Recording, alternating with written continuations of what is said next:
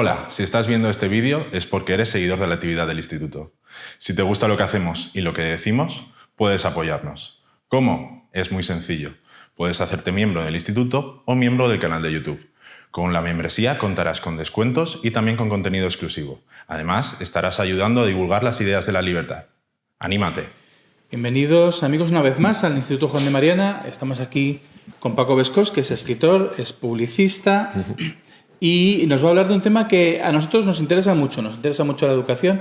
Vosotros lo sabéis, acabamos de sacar un informe el año pasado, este año hemos sacado un informe sobre alternativas a la educación estatal. Es un tema que nos preocupa y vamos a hablar de un asunto particular dentro del contexto de la ley CELA, que es una ley, muy mala por muchos motivos. Uno de ellos, seguramente, es el que nos convoca hoy, que es el referido a la educación especial. Sin más, os dejo con Paco Bescos, que nos va a explicar un poco cuál es la situación y qué es lo que ha llevado, cuáles son también las ideas que ha llevado a esta situación. Así que, adelante. Muchas gracias. Pues muchas gracias. Me dirijo a vosotros pues desde la poca o mucha autoridad que puede darme el llevar 6 años enfrentándome, solventando y resignándome a los problemas que me ha impuesto una circunstancia muy concreta, ¿no? Que es la parálisis cerebral de mi hija, Paulina, que hoy tiene ya 6 años. Tiene una parálisis cerebral tetraparésica, un 68% de discapacidad y probablemente aumentando, ¿no?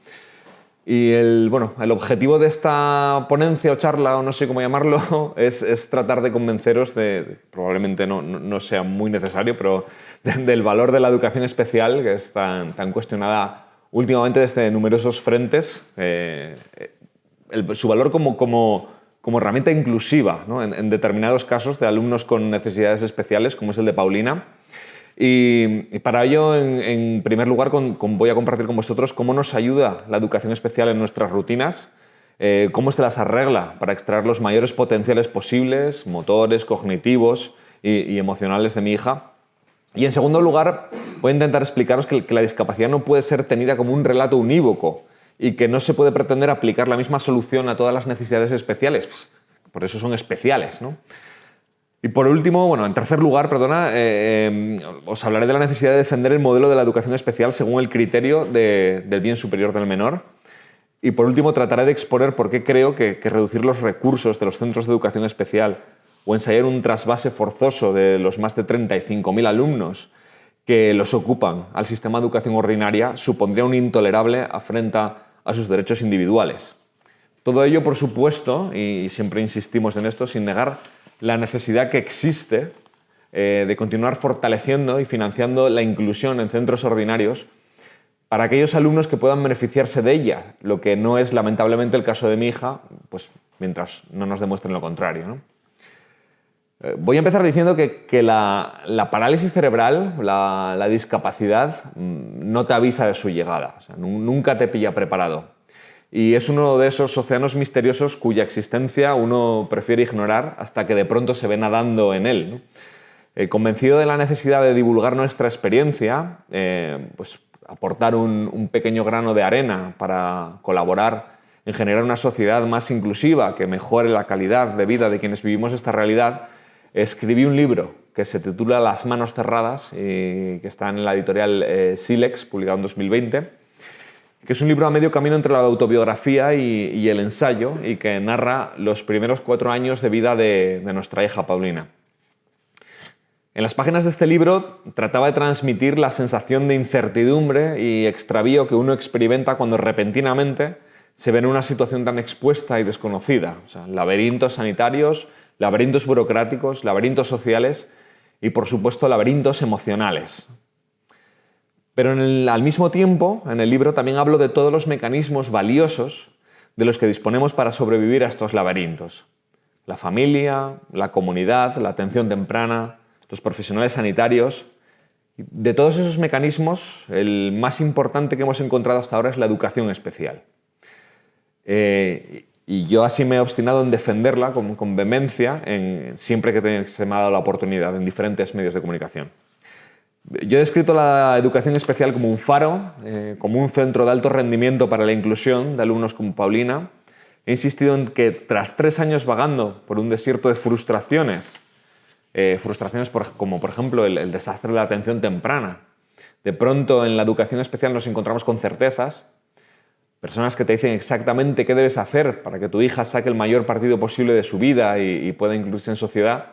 Y todo un universo de conocimientos y profesionales centrados en satisfacer sus necesidades especiales, que son muchas, muchísimas. Las voy a intentar explicar un poco.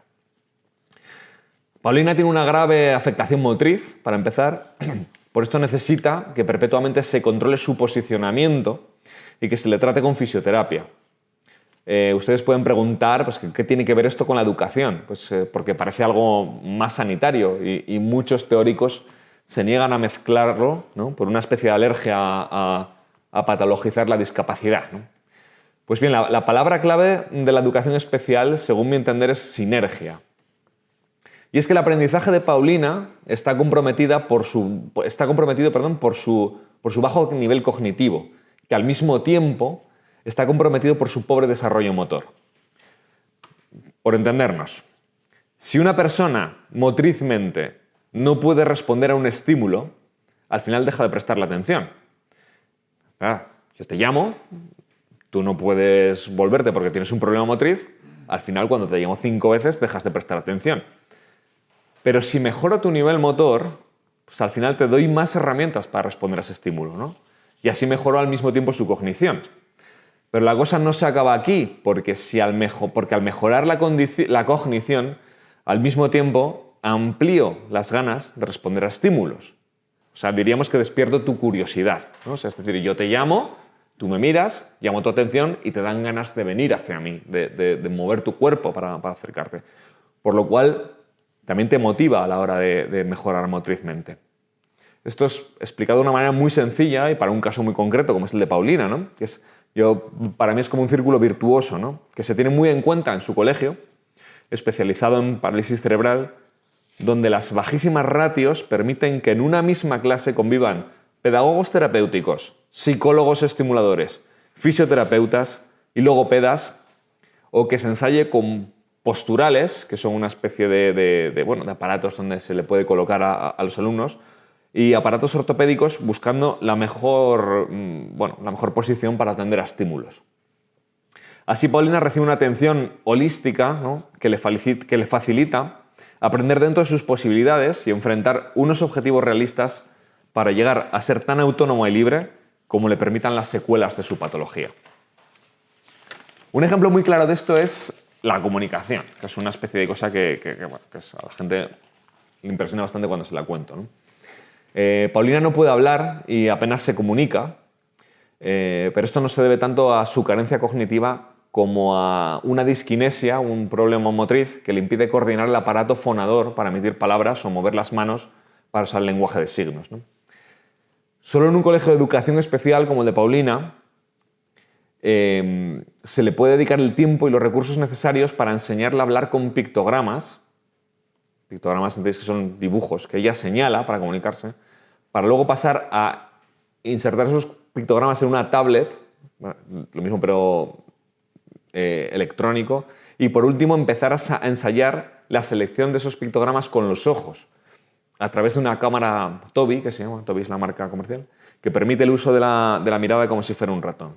Claro, si a una niña como Paulina le enseñas a utilizar un ratón, al final tienes una niña conectada y nadie puede negar que una vida conectada es una vida más rica, ¿no?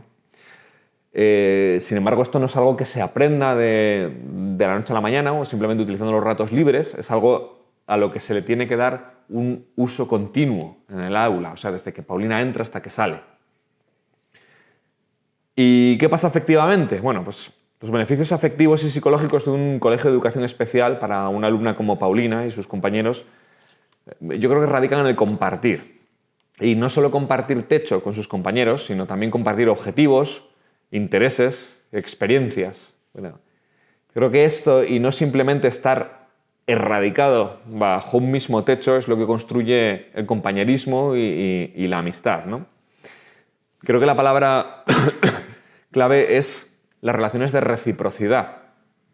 que, en fin, no es lo mismo cuando compartes objetivos e intereses que cuando simplemente te incluyen en un colegio ordinario, ¿no?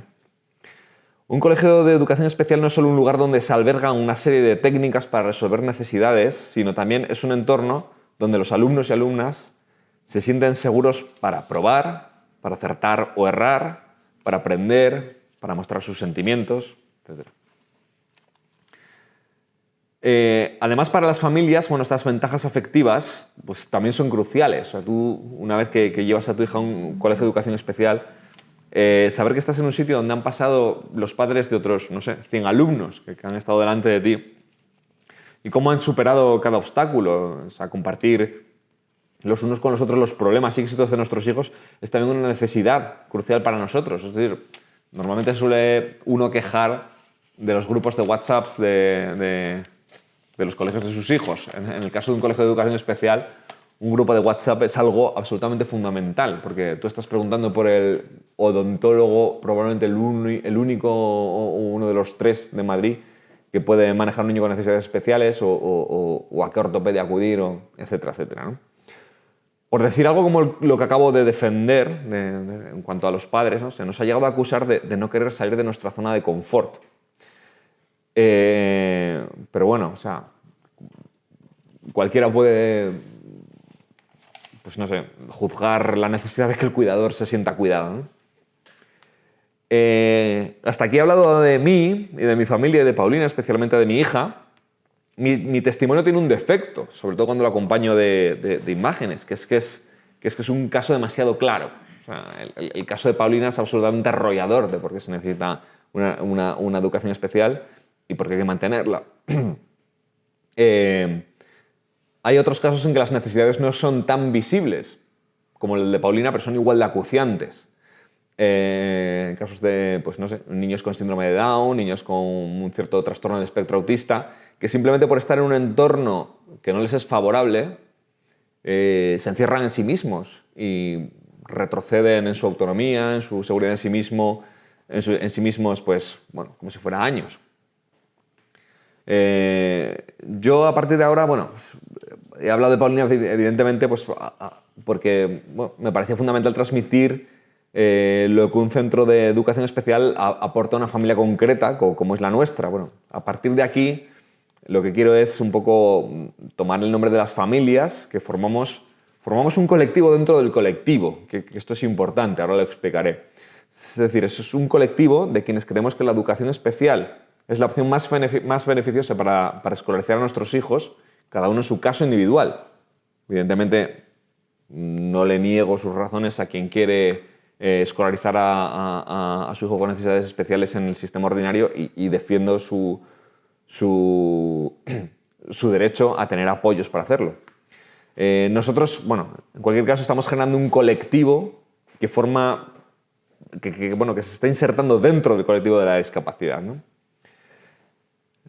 Dejadme repetir que yo solo entiendo un poco más sobre discapacidad que cualquier persona que no se vea obligada a vivir con ella. O sea, ni siquiera puedo decir que sea un experto en parálisis cerebral. Lo que sí que soy es un absoluto experto en la discapacidad y en la parálisis cerebral de mi hija. Es importante reconocer esto porque, y aquí va un mensaje importante, ¿no? Porque creo que la discapacidad no es un relato unívoco. No lo es. No hay 2 personas con discapacidad iguales ni sometidas a las mismas conclusiones. Sin embargo, la divulgación que se hace de la discapacidad parece siempre responder a una homogeneidad imposible, ¿no? Basta con mirar los medios o plataformas como YouTube para descubrir que en cualquiera de ellos, en cuanto a la discapacidad se refiere, quienes consiguen una mayor cuota de atención son quienes lanzan mensajes en términos de superación o quienes son lo suficientemente independientes y autónomos como para hablar por sí mismos, ¿no? Esto es un riesgo, pues como diría la escritora nigeriana Chimamanda Adichie, si se ofrece un único relato sobre un colectivo, pues ese colectivo queda encerrado en él, ¿no? La tendencia internacional que acusa a la educación especial de coartar los derechos de los menores con discapacidad intelectual por segregadora y que busca ofrecer continuamente como ejemplo aquellos países en los que la educación especial ha sido poco menos que abolida, pues oiréis hablar de, no sé, de Portugal, de Italia, de Finlandia, de Quebec, esa tendencia forma parte de este relato unívoco al que me refiero.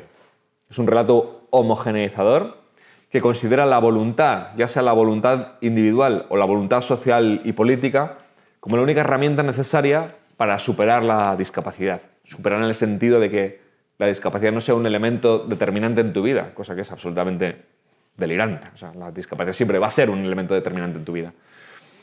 Este relato propone una aproximación meramente social a los problemas de la discapacidad, vaticinando que eliminadas las barreras que la propia discapacidad va generando, la discapacidad se desvanecerá en una utopía de diversidad. Por supuesto, este relato ignora que los problemas que provoca la discapacidad no solo son de naturaleza social, sino también sanitaria y psíquica.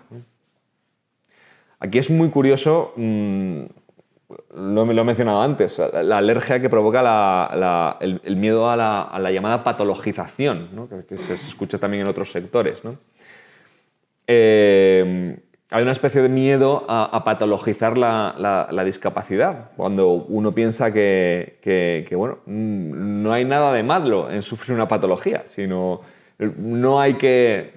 La obsesión yo creo que no sería despatologizar la discapacidad, porque al final la discapacidad tiene mucho que ver con la patología, es decir, muchas discapacidades provienen de la patología y muchas discapacidades provocan patologías. Lo interesante sería no despatologizar la discapacidad, sino desestigmatizar la patología. La patología no tiene nada de malo. Es muy curioso porque muchas veces dicen, no, mi hijo discapacitado no está enfermo, pero luego oyes hablar con alguien que tiene un hijo enfermo y dices, no, mi hijo está enfermo, pero no es discapacitado. Pues, vale, es como... Bueno, muchas personas con discapacidad, sus familias, no nos sentimos representados por este relato único del que hablaba, ¿no? Que consideramos sesgado y que deja a muchos de sus miembros del colectivo en la cuneta, ¿no? Normalmente aquellos que tienen una mayor dificultad para representarse a sí mismos. Ante esa falta de representación, nos vemos obligados a recordar continuamente lo siguiente, que es que todas las personas con discapacidad o necesidades especiales tienen los mismos derechos. Todas las personas con discapacidad tienen derechos individuales, que están por encima de los derechos del colectivo, o por encima de cualquier relato unívoco, ¿no? Esto es una obviedad, pero nos vemos, bueno, continuamente obligados a recordarlo.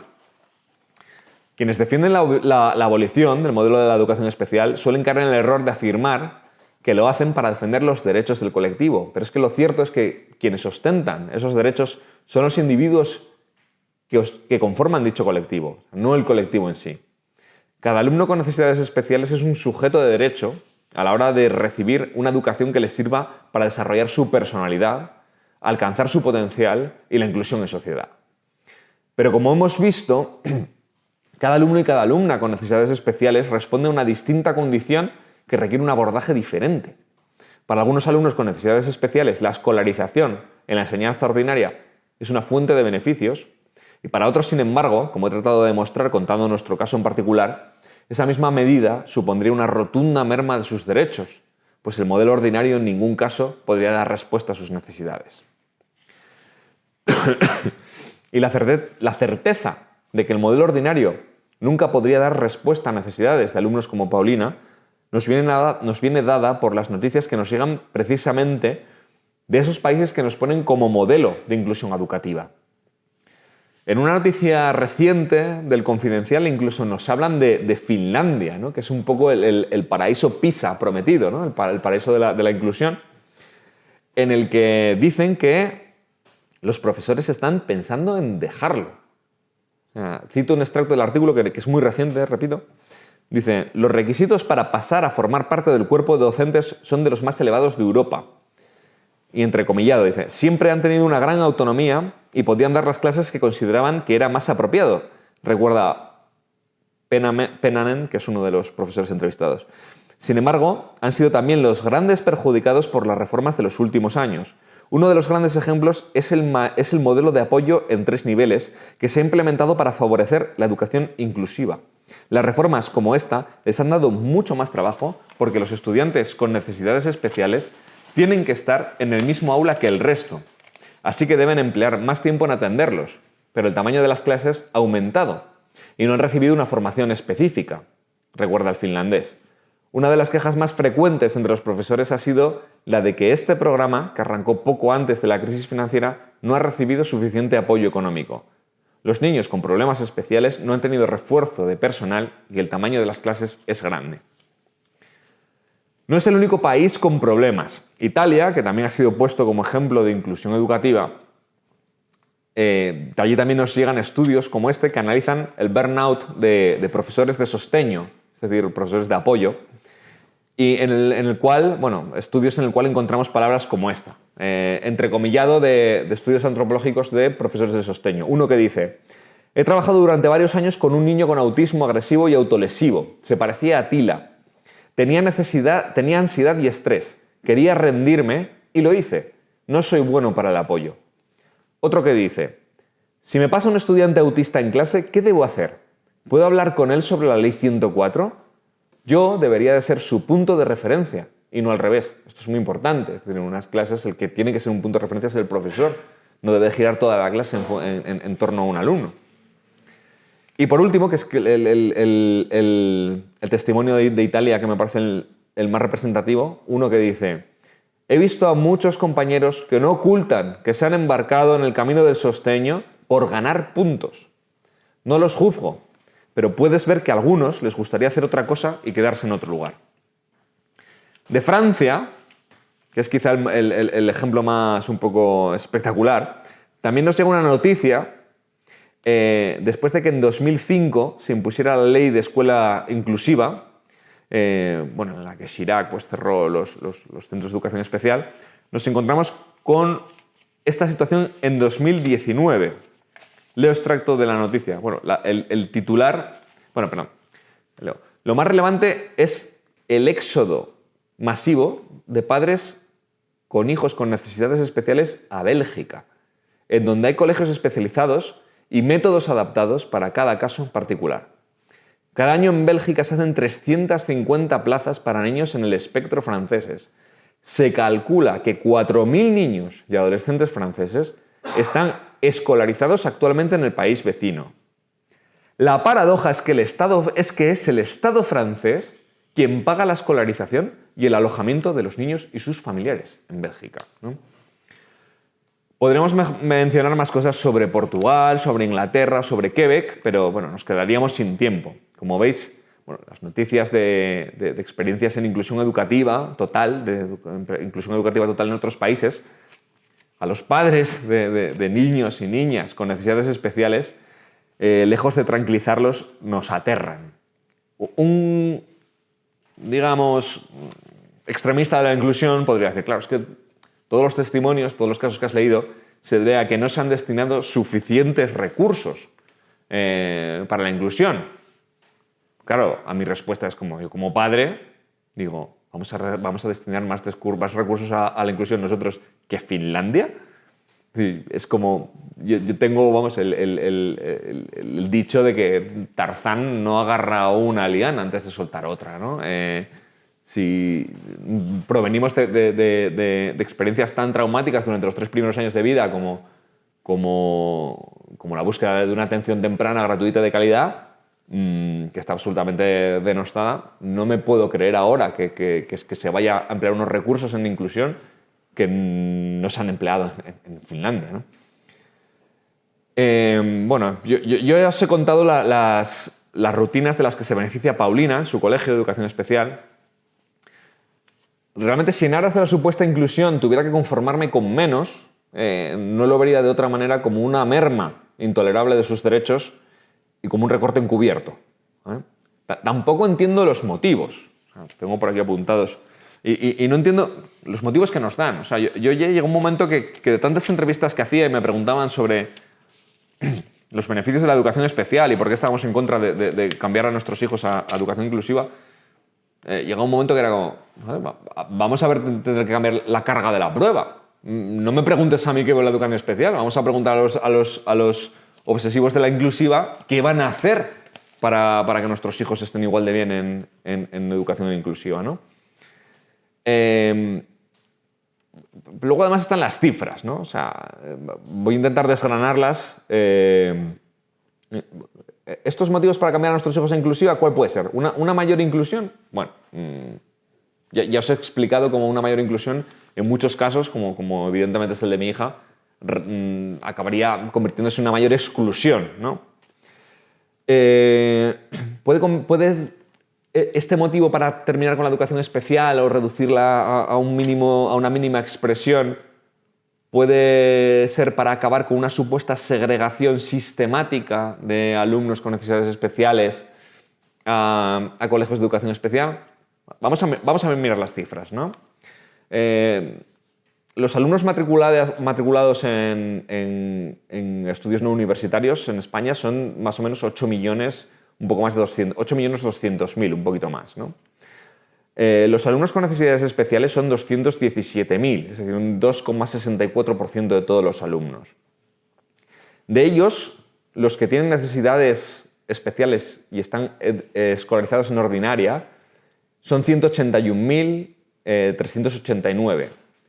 Y los que están escolarizados en centros de educación especial son 35.886, es decir, casi no llega a 36.000. Es decir, hablamos del 16,5% de los alumnos con necesidades especiales, lo cual es un 0,4% de la población escolar no universitaria.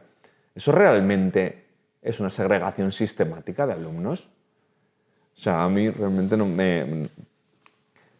Más motivos que nos pueden dar. O sea, tenemos que terminar con la educación especial para dotar a la ordinaria de más recursos. Es decir, hay que desvestir un santo para vestir otro. O sea, tenemos que convertir, eso que dice la ley CELA, ¿no? De reconvertir los centros de educación ordinaria en centros de recursos que den pues, apoyo a los centros de educación ordinaria en aras de una mayor inclusión.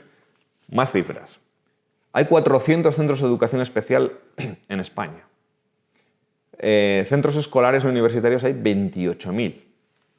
Más o menos, si uno hace la cuenta, sale como que cada centro de educación especial tendría que dar servicio a 60 centros ordinarios. Como veis, o sea, es que serían unos recursos que se diluirían como en un océano, ¿no? Y por último, el motivo que a mí más me enerva, ¿no? Tenemos que acabar con la educación especial para preparar a los alumnos neurotípicos que están en educación ordinaria para convivir con la diversidad y de esa manera generar una sociedad más inclusiva. Porque eso es algo que muchas veces nos dicen, no, mira, esto es para vuestro bien, porque vosotros necesitáis una sociedad más inclusiva para que vuestra hija, bla, bla, bla. Vuelvo a las cifras, ¿no? O sea, si tú tienes 35.000 alumnos y los tienes que distribuir entre 28.000 centros ordinarios, al final te da 1,5 alumnos con necesidades especiales por centro ordinario. Es decir, me estás diciendo que lo que no has conseguido enseñar a los alumnos neurotípicos con el 83% de los alumnos con necesidades especiales ya incluidos, lo vas a conseguir con el 100%. O sea, me estás diciendo que por incluir a un alumno y medio más en su centro, de repente van a ver la luz y van a entender lo que es la utopía de una sociedad diversa. Y lo que me enerva todavía más, me estás diciendo que mi hija es un material didáctico. O sea, me estás diciendo que mi hija es como esos esqueletos de goma que llevas a las clases para entender anatomía. Bueno, ese es un poco el ejemplo de los sacrificios que nos quieren hacer ver, que nos quieren hacer abrazar en aras del colectivo y saltarnos los derechos individuales, ¿no? Con lo cual me lleva a regresar al tema de los derechos individuales. O sea, si me paso, me avisa. O sea, si voy muy, muy mal de tiempo, me decís, porque puedo ir recortando sobre la marcha, ¿no? La plataforma a la que pertenezco, Educación Inclusiva Sí Especial también, se llama la plataforma, recientemente remitió una petición al Parlamento Europeo que ha supuesto la apertura de una investigación. Y en esa petición se pueden encontrar todos los argumentos jurídicos que deberían garantizar la posibilidad de escolarizar en educación especial a un alumno. Me voy a tomar la libertad de ponerme un poco aburrido, un poco técnico, ¿no? Porque creo que es importante para entender el calado de lo que defendemos y explicar lo que está ocurriendo en nuestro país con el tema de la ley CELA, ¿no? con vuestro permiso, leo un extracto relativamente amplio, ¿no? Dice el artículo 3.3 del Tratado de la Unión Europea, establece como objetivo de la Unión la protección de los derechos del niño. La Carta, por otro lado, la Carta de los Derechos Fundamentales de la Unión Europea, en su artículo 14, reconoce el derecho a la educación y en su artículo 24.2 reconoce los derechos del menor y la obligación de las autoridades públicas a dar una consideración primordial al interés superior del menor. Esto es importante, porque hablamos mucho de libre elección de los padres. Nosotros, o sea, en particular yo no tengo nada en contra de la libre elección de los padres, pero me parece más interesante centrar este debate en el interés superior del menor, ¿no? En cualquiera de sus actuaciones. Se garantiza además en el artículo 21 el derecho a la no discriminación. La Carta Social Europea revisada, en su artículo 15.1, establece expresamente que las partes deberán tomar medidas adecuadas para procurar a las personas discapacitadas orientación, educación y formación profesional en el marco del régimen general, siempre que sea posible, o en caso contrario, a través de las instituciones especializadas, ya sean públicas o privadas. El Comité Europeo de Derechos Sociales, encargado de la supervisión de la aplicación de la Carta por parte de los Estados miembros, viene reconociendo en algunas decisiones que el derecho a la educación de los menores con discapacidad se podrá ejercer efectivamente no solamente a través de su escolarización en escuelas ordinarias, sino también a través de su escolarización en escuelas especializadas. Y aquí es donde vamos a la ley CELA. Yo en mi militancia a favor de la educación especial he pasado por dos fases. La primera era en la que tenía que justificar por qué la educación especial era necesaria. Era buena para algunos determinados alumnos con necesidades especiales, para un núcleo de gente que no se lo creía, porque a la gente le vendes el tema de la inclusión y les parece fenomenal. Una vez que conseguimos convencer con eso, luego llegó la ley CELA y entonces pasamos a otra especie de fase en la que tuvimos que empezar a convencer a la gente de que efectivamente la ley CELA era un peligro para la educación especial. Pues también porque sabíamos por de dónde veníamos, ¿no? Porque sabíamos la cantidad de lobbies y de agentes sociales que están en contra de la educación especial. Para nosotros la educación especial, hablo para nosotros, vengo aquí a hablar por mí, para mí la educación especial no es un problema por lo que dice, sino más bien por lo que permite, ¿no? Venimos de un contexto en que la propia ministra Celaá, aconsejada por una serie de actores sociales, como digo, en el diario de sesiones del Senado del 11 de diciembre de 2018 dice palabras como esta. El objetivo del Gobierno es impulsar el proceso de transformación de los centros de educación especial para convertirlos en centros sectoriales de apoyo a la inclusión, que brinden asesoramiento y la ayuda necesaria para que el alumnado que actualmente está escolarizado en centros específicos pueda incorporarse progresivamente a los centros ordinarios. Sin embargo, hay que decir que los niños y niñas con discapacidad no son números, sino sujetos de derechos reconocidos por los tratados de la Unión. Hay una obsesión muy absurda en hablar de porcentajes. O sea, el otro día estuve en una conferencia en la que participaba una persona de responsabilidad del Departamento de Educación de Cataluña y decía que el objetivo de tal departamento era reducir, pues si ahora mismo estamos hablando de un 17% de alumnos escolarizados en centros de educación temprana, reducirlo un 5%. A lo que dices, a ver, es como cuando decimos que el COVID no entendía de fronteras. Es que la discapacidad tampoco entiende de porcentajes. O sea, imaginaos que de repente se desata un virus como el COVID que puede tener consecuencias pues, como el que tuvo el Zika en Brasil, que de repente afectaba a las embarazadas y provocaba unos casos de microcefalia pues, con todas sus secuelas muy graves. De repente, ¿qué pasa? Que porque tenemos que tener el 5% las ratios de escolarización en educación especial, vamos a escolarizar niños en educación ordinaria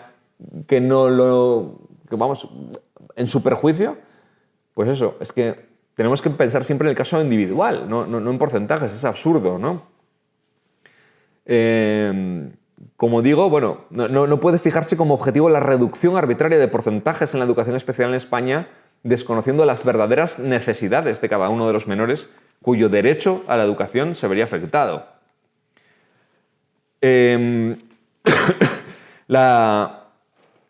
Nosotros con la ley CELA tenemos especialmente dos problemas, ¿no?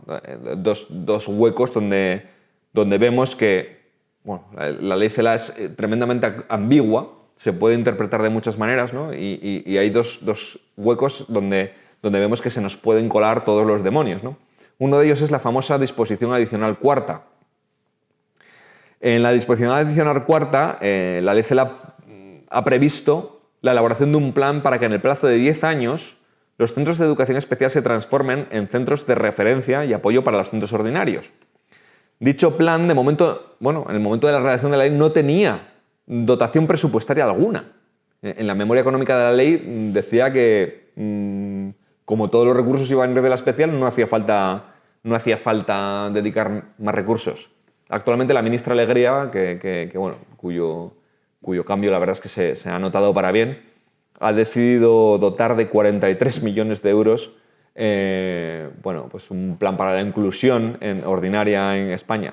Hay que tener en cuenta que solo el presupuesto de educación en Madrid es de 4.900 millones. O sea, con lo cual, con 43 millones de euros para la inclusión en centros ordinarios no te da ni para poner las rampas, ¿no?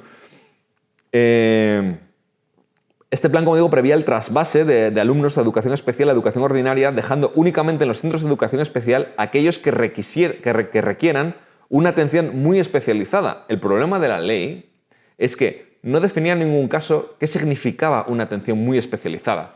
Es decir, ¿me lo ibas a dejar a mí, como padre, la decisión de si mi hija requería una atención muy especializada, o se lo ibas a dejar a todos esos lobbies que vienen preconizando o fomentando la desaparición de la especial desde hace muchos años, ¿no? El trasvase de los alumnos a centros ordinarios se llevará a cabo, según la ley, anualmente a través de una evaluación de los alumnos que permitirá modificar el régimen de escolarización, que tenderá a la escolarización en el régimen más inclusivo. Y aquí viene el punto 2 que tiene de peligro la ley CELA, el artículo 74.2. En ese artículo, la ley hace pilotar toda la regulación de la educación de los alumnos con necesidades educativas especiales sobre la necesidad de incorporarlos al régimen más inclusivo, que prevalecerá incluso frente al interés superior del menor, desconociendo lo previsto en el artículo 24.2 de la Ley de Derechos Fundamentales de la Unión Europea, a la hora de realizar la evaluación anual del alumno. En el caso de discrepancia, en el artículo 74.2, es decir, en el caso de que los padres no estén de acuerdo con la resolución de enviar a su hijo a inclusiva u ordinaria, la ley prevé que se tenga en cuenta la voluntad de las familias que muestren una preferencia por el régimen más inclusivo. A las otras ni nos menciona. O sea, estos dos puntos bastan para callar con toda esta gente que decía: ¿pero por qué os metéis con la ley CELA los de si no dice en ningún momento que se vaya a acabar con la educación especial? ¿Es que no habéis leído ni la ley? Joder, pues claro que la he leído. O sea, es que no soy gilipollas, en serio. Por tanto, la ley ignora la voluntad de las familias que muestren su preferencia por la escolarización de sus hijos en centros de educación especial, previstos en el artículo 15.1 de la Carta Social Europea revisada, y su voluntad no será tenida en cuenta a la hora de resolver discrepancias entre la Administración y los padres. Dichas familias serán discriminadas en esos procedimientos de resolución de discrepancias frente a las familias que opten por un régimen más inclusivo. A lo cual, pues tenemos que decir que la discapacidad intelectual es diversa en todas sus manifestaciones, por la capacidad de aprendizaje, por la inteligencia emocional, por las conductas adaptativas, esto es muy importante. El derecho humano a la educación es indivisible e independiente de otros derechos humanos, tales como la seguridad, el bienestar emocional, la salud, la habilitación o la protección social. La evaluación de los niños con este tipo de discapacidad se ha de hacer de una manera holística y teniendo en cuenta la opinión del menor o de sus padres, según la edad que tenga. los profesionales educadores y las autoridades relevantes también. Y en este proceso se habrá de valorar, o sea, no un porcentaje solamente, se habrá de valorar si las modificaciones y adaptaciones que se deben realizar para que un menor con discapacidad intelectual acude a un centro escolar ordinario son razonables. Es decir, si son eficaces para el menor o si le van a producir una carga indebida. Y esto vale para niños con unas claras necesidades especiales tan visibles como Paulina y para niños con unas necesidades especiales que no son tan visibles pero son igual de acuciantes. Como si le van a producir una carga en la necesidad de inclusión en un régimen de educación ordinaria, pues eso no es correcto, ¿no? Esta eficacia debe tener en cuenta todos los derechos humanos del menor en juego, es decir, que incluyen la educación, la salud, la habilitación, la protección social, el bienestar emocional, etc. Este proceso de decisión debería realizarse con base en el interés superior del menor.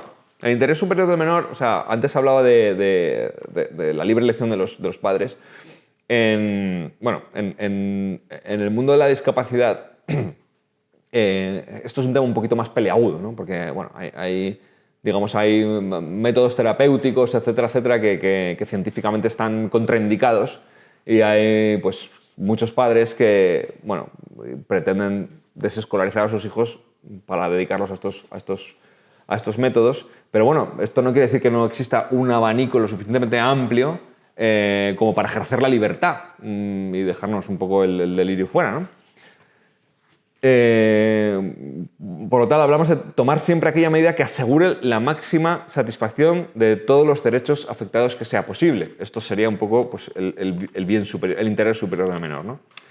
Sin embargo, cuando este proceso de valoración individual, una vez ponderados todos los derechos humanos en juego, se concluya que la escolarización del menor con discapacidad intelectual en un centro ordinario no es razonable, al no ser eficaz para el titular del derecho y además producir cargas indebidas, el menor con discapacidad intelectual ejercerá su derecho a la educación en un centro de educación especializada, siempre que este centro cumpla con todas las dimensiones de calidad recomendadas por la UNESCO.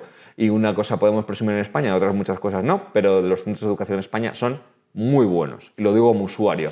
Cuando estalló todo este problema, hubo en 2019 una encuesta de índice de satisfacción en la Comunidad de Madrid y fueron un 92% de padres satisfechos, ¿no?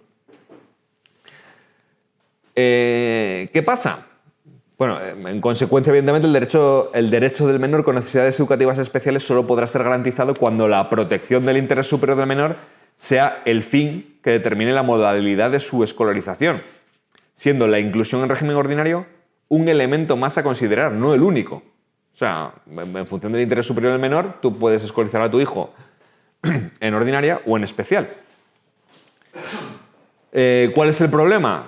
Que si el interés superior del menor no puede ser garantizado en aquellos casos en los que sea adecuada la escolarización del niño o niña con necesidades educativas especiales en un colegio específico, si estos están abocados a su extinción en un plazo de 10 años. ¿No? O sea, si seguimos la ley CELA o esa intención un poco paranoica de reducir los ratios a un 5%, por lo tanto los centros se van vaciando y van perdiendo recursos, evidentemente esos centros quedan incapacitados para satisfacer el interés superior del menor, ¿no? Hasta aquí termino, digamos, el comunicado que envió la plataforma Inclusiva Sí, especial también a la Comisión Europea. Y concluyo, ¿no? Si no entendemos la diversidad que hay dentro del colectivo de la discapacidad, las políticas unívocas siempre perjudicarán a unos y solo beneficiarán a los protagonistas de un relato oficial. Lo cierto es que no hay un colectivo que encierre una mayor diversidad en su seno que el colectivo de la discapacidad. La diversidad funcional es eso, diversa. Las necesidades especiales son eso, especiales. Las diferentes condiciones que podemos encontrar en el colectivo hacen surgir necesidades que se manifiestan de maneras absolutamente distintas en cada individuo. Las circunstancias en las que además se vive cada condición determinan también otras necesidades de compañía, recursos, afecto, entorno, etc. Las necesidades de un alumno con parálisis cerebral en poco se parecen a las de un alumno con TEA. Las necesidades de una alumna con síndrome de Down tampoco se asemejan a las de una alumna con artrogriposis. Incluso dentro de los mismos espectros, La variedad de afectación es innumerable, lo cual provoca necesidades distintas.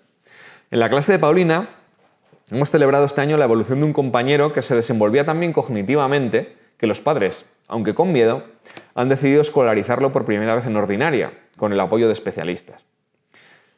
En trastorno del espectro autista, las necesidades pueden ser tremendamente distintas y por ello algunos alumnos TEA encajan sin problemas en ordinaria, mientras que otros necesitan una aula TEA y otros pasan por un calvario hasta que encuentran su acogida en un colegio de educación especial. Yo he conocido muchas de estas familias y os aseguro que les cambia la vida para bien. Como anécdota, conozco el curioso caso de una compañera que tiene un hijo con parálisis cerebral y una hija con síndrome de Down. Normalmente, si pregunto cuál de los dos está escolarizado en ordinaria y cuál en especial, probablemente la gente suele recurrir al relato hegemónico al que me he referido e identifican a la persona que tiene síndrome de Down como una condición mucho menos comprometedora, ¿no? Al fin y al cabo, si personas como Pablo Pineda, que ha salido tantas veces por la tele, han podido terminar la carrera, pues parece que cualquier alumno con síndrome de Down podrá hacerlo, ¿no? Ese es el peligro de tomar a Pablo Pineda como el ejemplo de lo que tiene que ser una persona con síndrome de Down, que sería un poco como tomar a Albert Einstein como ejemplo de lo que deberíamos de ser cualquier persona neurotípica, ¿no? Si piensan así, se equivocan, ¿no? De los hijos de mi compañera, el que tiene parálisis cerebral disfruta de una autonomía suficiente para haber cursado estudios en ordinaria sin problemas, mientras que la hija con síndrome de Down siempre ha necesitado de un entorno mucho más preparado para responder a sus necesidades, darle confianza en sí misma y afecto y enseñarle destrezas para una vida más inclusiva. Con estos ejemplos solo quiero ilustrar lo que venía diciendo, que si la sociedad es diversa, la discapacidad lo es aún más. Quienes niegan la diversidad dentro del colectivo de las personas con discapacidad poco pueden creer en una sociedad realmente diversa, por mucho que lo digan. Ignorar esto supone una afrenta contra el bien superior del menor. Por último, dejadme terminar defendiendo la afirmación que diría que la educación especial es al mismo tiempo inclusiva. Lo es en tanto que sirve para proveer de destrezas a ciertos alumnos con ciertas necesidades especiales que luego utilizarán en su desempeño cotidiano para incluirse en sociedad. Lo es en tanto que sirve para incluir alumnos que se hallarían irremediablemente excluidos en la educación ordinaria. Lo es en tanto comprendamos que lo que se demuestra inclusivo para algunos alumnos puede ser excluyente para otros y viceversa. Lo que parece excluyente para algunos puede ser inclusivo para otros. Y lo es en tanto que la educación no solo es un asunto de ubicación, o sea, no es un asunto de estar, es un asunto de ser entendido, de ser atendido, de ser partícipe y de ser educado. Muchas gracias.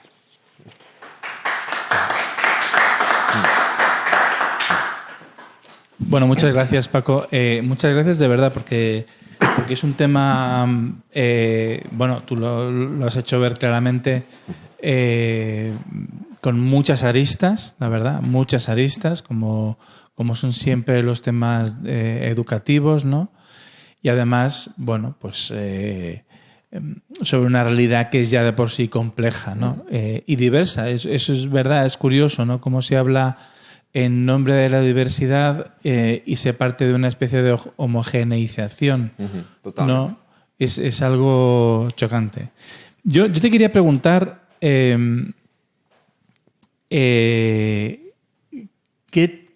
¿qué tipo de ideas llevan a la concepción de que... Porque tú un poco lo has hablado de las ideas que hay sobre la discapacidad y parece ser que ahora triunfa una idea puramente social de lo que es la discapacidad, ¿no? Sí, entonces, ¿cómo esa concepción se sobrepone sobre la realidad de las personas que tienen este tipo de discapacidades? Pues preguntarnos cómo se sobreponen es complicado de responder porque no lo entiendo. Es decir, básicamente aquí hay una cosa. O sea, normalmente los que piensan la discapacidad normalmente no son las personas que están metidas en la discapacidad, porque los que estamos metidos en la discapacidad tenemos nuestras horas colmadas. O sea, no, tradicionalmente, en el mundo teórico, han venido sobreviviendo distintos modos de pensar la discapacidad, ¿no? Que se han enumerado históricamente.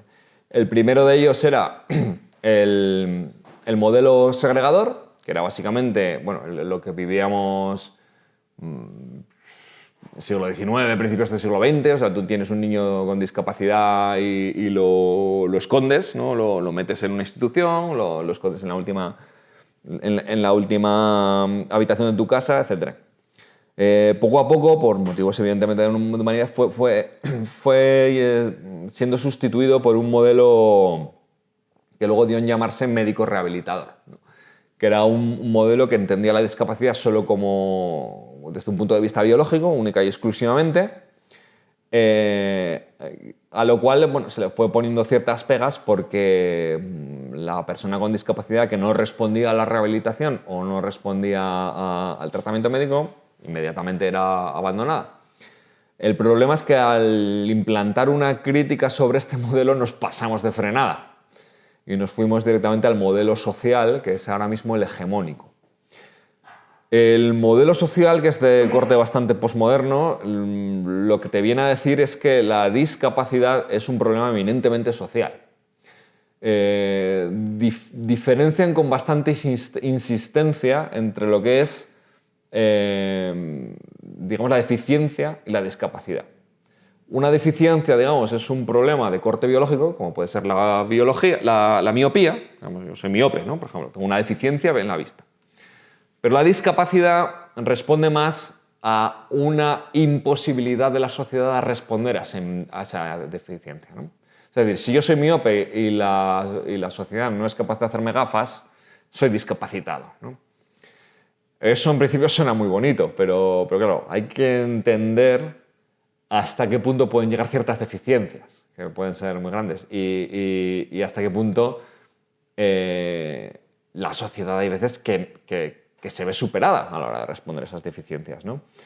Este modelo que es hegemónico en ciertas universidades de sociología o de teoría de la educación, viene a ignorar un principio, pues como decía durante la charla, ¿no? Biológico de la discapacidad, que venías tú. Es algo bastante común en todos los debates que vienen últimamente colmando la actualidad, pero si niegas un principio biológico en la discapacidad, ¿qué va a tener un principio biológico? O sea, es que es de cajón, ¿no? Actualmente el modelo social intenta verse superado de dos maneras diferentes. Uno mucho más radical todavía y otro, bajo mi punto de vista, mucho más sensato. El más radical es el llamado modelo de la diversidad, que no viene ya a decir solo que digamos que el único problema de la discapacidad son ciertas barreras sociales, que si una sociedad estuviera plenamente adaptada para atender a toda la discapacidad, no existiría la discapacidad, sino que el modelo de la diversidad viene a decir que la discapacidad o la deficiencia o cualquier cosa de ese entorno no es nada malo de por sí, sino que enriquece la sociedad. A mí me parece de una perversidad total el tener que obligarme a mí a pensar que a mi hija no le pasa nada malo. O sea, me parece incluso negarnos el derecho a considerar que lo que nos está pasando es una putada y a exigir incluso cierta cuota de discriminación positiva para compensar todo lo que hemos perdido por aquello que dicen los anglosajones de que shit happens, ¿no? Que no me canso de repetirlo, ¿no? Lamentablemente es el modelo que está funcionando como superación del modelo social y la prueba de que está funcionando e implantándose es que cada vez escucharéis más la palabra diversidad funcional en lugar de discapacidad. La palabra diversidad funcional es fruto, es un concepto que sale de los estudiosos que vienen de este modelo. Contra esto, yo y muchos otros, aunque es difícil de teorizar, ahora mismo estoy, yo que haya leído al profesor Joan Canimas de la Universidad de Girona, actualmente Pablo de Lora está un poco metiéndose en el asunto, afortunadamente, porque necesitamos un poco de base teórica para que nos apoye. Hay otro modelo que me parece mucho más convincente, que es el que Joan Canimas denomina modelo biopsicosocial. Evidentemente, hay unos problemas de barreras sociales que hay que superar, hay unos problemas de dignificar la discapacidad, de no convertirlos en bufones, de hacer gafas, como decíamos de edad, pero no podemos negar los orígenes biológicos, patológicos de muchas discapacidades. La prueba rotunda de esto, que extraigo de un ejemplo del propio Joan Canimas, es que, bueno, el modelo de diversidad viene a decir un poco que si el único problema de la discapacidad social, de tabúes sociales, igual un poco como el de la homosexualidad, ¿no? Tú eres homosexual, puedes vivir perfectamente a menos que vivas en Irán, que tiene una cierta de tabúes sociales que entonces te matan, ¿no? Y entonces esto lo iguala con la discapacidad. ¿Qué pasa? Vamos a probar a retirar vamos a probar a retirar el componente social de todo esto. ¿Qué pasa si una persona con homosexualidad la abandonas una semana en una isla desierta en ausencia de sociedad, pero con alimento y tal cual? En ausencia de sociedad, una persona da igual que una persona sea homosexual o heterosexual, sobrevive. ¿Qué pasa si abandonas a mi hija una semana en ausencia de sociedad? No sobrevive. Con lo cual esto viene pues no sobrevive al tercer día probablemente, ni al segundo. Esto viene a decir que la sociedad no solo es la gente que impone todos los problemas, sino que hay muchas veces que impone las soluciones. A más civilización, mejor vida para las personas con discapacidad. Con lo cual, bueno, lo que tú preguntabas, ¿por qué está triunfando ese modelo? No tengo ni idea. ¿Por qué suena mejor? Porque venimos de una tradición posmoderna, Foucaultiana, que se traduce a muchos otros espectros y a muchos otros debates de la realidad. Probablemente. El tema es que en discapacidad somos muy pocos. Muy pocos. O sea, y como he dicho, es un colectivo muy fragmentado porque no todos lo vivimos de la misma manera. Y al final pues somos víctimas de un relato en el que quedamos encerrados, como diría Chimamanda Adichie, ¿no? Sí, la verdad es que lo de la diversidad funcional yo ya lo he oído en la radio. Y tengo otra cosa que me llama la atención, que es tu punto de vista sobre, digamos, sobre qué principio baso todo esto, ¿no? Entonces está el principio del mejor interés del menor, frente a otro principio también posible y que defienden otros, que es la libertad de los padres, ¿no? de elegir la mejor educación para sus hijos.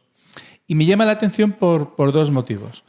Uno de ellos es que si tú, entiendo yo, digo que no formo parte de este mundo, aunque lo conozca, pero si tú proclamas el mejor interés del menor, el paso siguiente es cuál es el mejor interés del menor. ¿Y quién decide cuál es el mejor interés del menor? Porque el mejor interés del menor lo puede decir la ley CELA y entonces es lo que diga la ley, porque para eso ella es la intérprete del mejor interés del menor. Sí, eso por un lado. Y por otro lado, la verdad es que me he sentido muy reconocido cuando has dicho, bueno, yo no es que sea yo un experto en discapacidad, pero soy desde luego un experto en la discapacidad que tiene mi hija.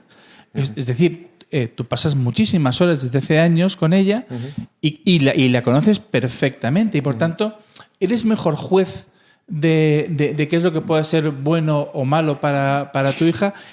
Y claro, y lo mismo puede decirse de los padres de otro chaval, etcétera, ¿no? Sí. Entonces sería muy fácil, aparte de que hay otras razones, pero sería muy fácil basar en esa realidad de que, oye, yo soy el que conoce a mi hijo, y partir de ahí para basar, ¿no? Una posición de... Sí, totalmente de acuerdo. Yo creo que el tema de la libertad de elección en contraposición, o sea, es un debate de falsa dicotomía. O sea, es una falacia de falsa dicotomía. O sea, es como... como de repente, digamos, aquí ya hablando en términos de educación general, no solamente de educación especial, ¿vale? O sea, como de repente, o sea, el típico ejemplo que te suelen poner, libertad de elección de los padres, y si de repente los padres deciden mandar a los hijos a un colegio que propugna el supremacismo blanco, y digo, joder, pues habrá un término medio, o sea, ni todos los modelos escolares y sus programas los tiene por qué decidir el Estado, ni tenemos por qué irnos a un modelo en el que de repente los hijos de un musulmán puedan ir a madrasas en los que se les explica que tienen que volar a los cristianos por los aires y decirle, como es voluntad de los... No, o sea, quiero decir, entre una cosa y la otra hay un espectro, ¿no? En educación especial pasa un poco lo mismo. Lo que tú decías, efectivamente. Suele haber una sincronía entre el bien... Es una opinión mía, pero creo que estoy mal. Suele haber una sincronía entre el bien superior del menor y la libertad de elección de los padres. ¿Por qué? Porque los padres nos pasamos desde el minuto cero con nuestros hijos. Yo, en mi caso, tuve el diagnóstico de Paulina en el momento en que dio a luz. Vino desmayada con tal. Y desde ahí ya supe lo que tal. Y desde ese momento tuve información acerca de otros padres, médicos, orientadores, expertos en educación. Es decir, no había nadie más informado que yo para decidir cuál era el interés superior de mi hija. Con lo cual era evidente que en mi elección tuviera que recaer cuál era, el identificar cuál era el bien superior del menor. Con lo cual yo creo que el bien superior del menor que nos debe identificar son los padres, con lo cual muchas veces se equivale a la libre elección. Que según esta premisa de repente cae un chalao que dice pues yo es que me lo dedico pues lo saco del colegio y lo mando a método Doman y tal cual. Hombre, yo creo que en el mejor de los mundos posibles ese niño debería de ser protegido pero de la decisión delirante de sus padres. Pero ¿se puede hacer? O sea, ¿es posible? ¿Es práctico? ¿Es tal? No lo sé. Si se pudiera, evidentemente. Por eso, aunque hay una sincronía evidente entre bien superior del menor y elección de los padres, básicamente por un tema de información y de igual, yo prefiero hablar siempre de bien superior del menor, no de educación, no de elección libre de los padres. Muchas gracias por venir y hablar de este tema, Paco. Tengo dos preguntas. La primera, ¿estos centros de educación especial son públicos, privados o qué sistema, cómo se financian? Todo. Hay de todo, digamos. Los centros de educación especial que yo defiendo son independientes del modelo de financiación. Dentro de hay centros públicos de educación especial muy buenos en Madrid, hay centros, en concreto de mi hija es concertado. Y los centros privados en cualquier caso se librarían de la ley CELA porque al final podrías... No es un tema de recursos. Hay una ideologización también del debate a través de eso, bastante seria. Porque enseguida te vienen a exponer que tus centros, como son concertados, pues es que tú eres de derecha y entonces por eso estás en contra de la ley CELA y no sé qué tal. A mí me da igual el debate, bueno, me importaría, o sea, si tuviera que meterme, tengo otros hijos que son neurotípicos, van a un colegio concertado también. Pues, en la educación ordinaria sería otro debate. En la educación especial, creo que el debate que se suele formar en torno a la educación pública o a la educación concertada, o que si la educación concertada está robando recursos, es distinto. ¿Por qué? En educación especial somos muy pocos los padres. Normalmente somos los padres los que detectamos las necesidades y las posibles soluciones a necesidades de nuestros hijos mucho antes que las administraciones públicas. Eso suele conllevar que, y vamos, hay 1000 casos, que los padres se unen en asociaciones de autismo, de enfermedades raras, de tal cual, porque es que, joder, mi hijo tiene tales necesidades y es que en el sistema público no hay soluciones, ¿no? Los padres se juntan en asociaciones las asociaciones pues, empiezan primero a contratar pues, tales terapeutas, tal cual, y es muy, muy común, es muy habitual que de esas asociaciones surja la fundación de un colegio especializado en esos problemas, ¿vale? Entonces, hay que decir que en educación especial los centros concertados, digamos que es una solución natural, porque los padres vamos 10 pueblos por delante de las administraciones públicas. Con lo cual es una solución de, bueno, a usted le ofende mucho que todo esto sea concertado y tal cual, coño, pues entérese antes que yo, ¿sabes? O cuando yo vaya, le llevo aquí un informe, oiga, para centros de educación especial específicos de parálisis cerebral, esto es lo que hay, póngamelo, no me lo pone, bueno, pues me voy, o sea, entonces el debate está muy contaminado por ahí, te agradezco la pregunta, porque el debate está muy contaminado por ahí, pero yo creo que digamos, si ya es un debate que en la educación ordinaria es como falaz, en la educación especial es especialmente falaz. Esto lo conecto con la segunda pregunta, porque era todo un proceso. Claro, ¿crees, sabiendo esto justo que has contado, crees que la ley CELA en sí, o sea, cuál es la motivación? Porque no parece tampoco que hubiera una demanda social, que la gente estuviera en las calles demandando esta ley. No la había. Al final da la sensación esta de que los políticos al final, pues a veces inventan las necesidades de los, ¿no? de la gente sobre los que gobiernan.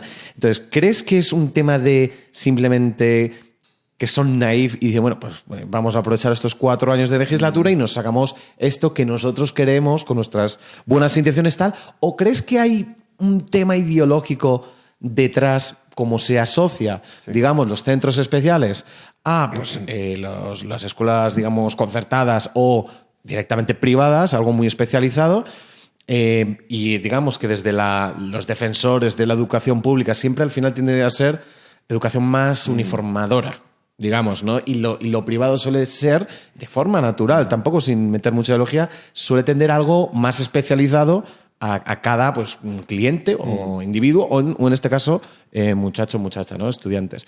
¿Crees que hay algo de esto o no? ¿O tú lo descartarías? Porque yo, de verdad, como persona que no conoce el tema, y bueno, gracias a Dios, no tengo a nadie en mi entorno que está en esta situación, yo siempre me pregunto, ¿pero y esta ley a qué viene? ¿A qué viene?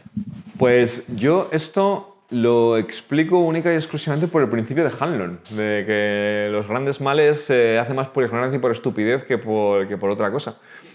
Y es un tema de lo que tradicionalmente se ha legislado sobre discapacidad en España, pero bajo cualquier partido político. Ningún partido político ha tenido nunca ni puñetera idea de discapacidad. Pero casualmente somos el país del mundo que probablemente tiene los movimientos, las asociaciones sociales sobre discapacidad más potentes y más monolíticas del mundo, envidiadas.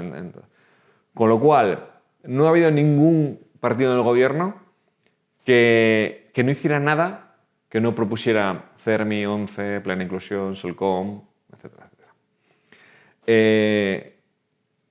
A estas asociaciones es a las que habría que preguntarles cuál es su obsesión por terminar con la educación especial, sobre todo cuando muchos de los centros de educación especial mejores de España han sido fundados por esas asociaciones.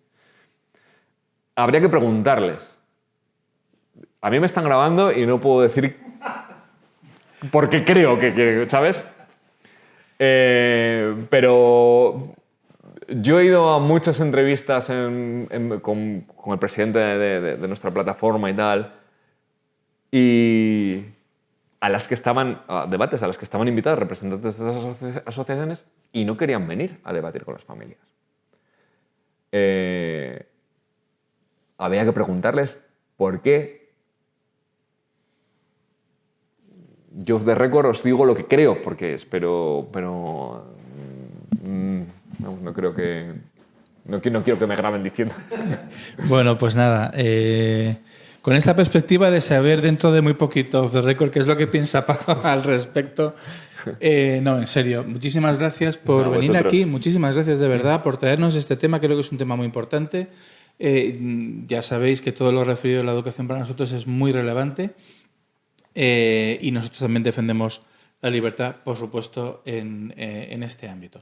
Nada más, os invitamos a seguir participando de las actividades del instituto, os animamos a haceros miembros del instituto y nos vemos en la próxima ocasión.